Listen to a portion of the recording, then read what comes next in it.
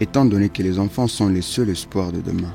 Govodi, groupe des hommes voués au développement intercommunautaire, se veut offrir à chaque enfant en difficulté une prise en charge individualisée fondée sur une approche de résilience assistée. À l'est de la République démocratique du Congo, nous vivons un contexte particulièrement très difficile, caractérisé par des violences, des guerres à répétition, qui ont eu un impact sur la vie des enfants. C'est pourquoi, depuis 2002, nous travaillons. Mais à un moment donné, il y a beaucoup de situations dont les enfants sont victimes dans la zone. Cela a fait qu'au niveau du Bureau international catholique de l'enfance, de venir renforcer les activités de Govodi, notamment à travers l'approche résilience. La résilience est la capacité de tout individu, malgré l'adversité, d'avancer positivement.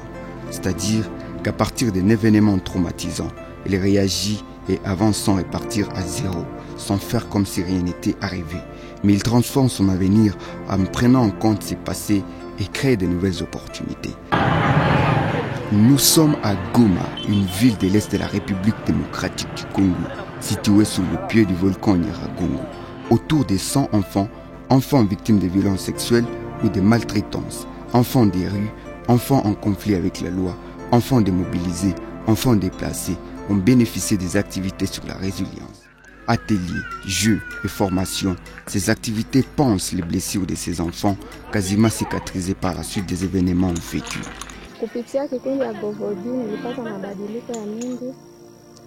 Juu nilibakiwaka, nilikuwa sipendake mtu aniambie tena, anikumbushe vitu saa vile, lakini kupitia kikundi ya Govodi wamenisaidia, wamenionyesha kama niko wa maana msosiete, hata kama unazala usijikute kama haukali wa maana, lakini ungali wa maana.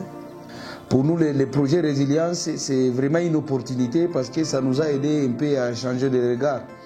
Vous savez, à la fois on travaillait avec les enfants, mais il y avait vraiment certaines pratiques qu'on n'avait pas, surtout en rapport avec l'identification des besoins des enfants. Nous avons des APS sur le terrain, nous avons des psychologues, mais ils avaient leur façon de travailler, mais ils étaient limités à un moment donné.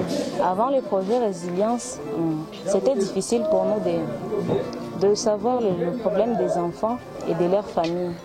Dans la résilience, il y a les exercices qui permettent aux enfants de se libérer des émotions différentes.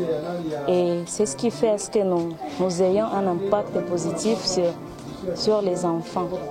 Mkono wa kwanza ilikuwa ya kusema uchape mkono na utie kila rangi na jina, na ilikuwa na maanisha mkono ya kusaidia. Auparavant, quand on faisait les visites à domicile, les enfants, c'était difficile à un enfant de s'exprimer. Mais aujourd'hui, dans la résilience, quand ils ont compris l'utilité de la résilience et quand ils ont compris que l'individu doit vivre mais étant résilient, ils ont développé cette capacité et on arrive à découvrir d'autres capacités.